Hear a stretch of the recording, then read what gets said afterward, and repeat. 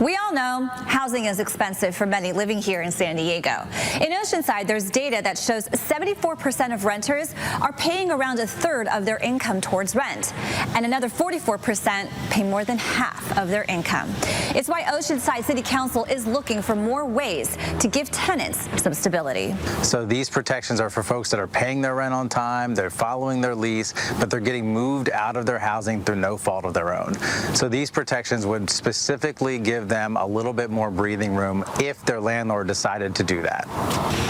That's Oceanside's Deputy Mayor Eric Joyce. He and another council member are leading the charge in preventing tenants from falling through the cracks. At tonight's City Council meeting, they'll be looking once again at building on the state's existing tenant rights, and that includes slashing the state's annual rent hike cap from 10% down to 5% for not all but thousands of renters, creating a legal defense fund for residents facing eviction, and then requiring landlords to give tenants an easy-to-understand summary of their rights when signing a new lease. But how do landlords feel? I actually met one landlord who owns a property in Oceanside. Here's his thoughts. Myself, I pay for water, I pay for the gas, I pay for insurance, which has gone up for me 30%.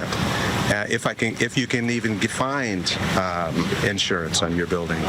So it's just a difficult situation for both sides. And some council members feel the same way. Joyce says in the first reading, some members voted against these proposals, arguing that they also needed to protect small mom-and-pop landlords like Leonard Tucker, who you just heard from. They're worried about the regulations and how they could hurt those landlords' ability to manage their properties. And if council approves this, it'll go to a final vote in 2 weeks. And Joyce tells me if that passes, thousands of Oceanside residents could see some relief by mid-September. For ABC 10 News, I'm Danny Miskell.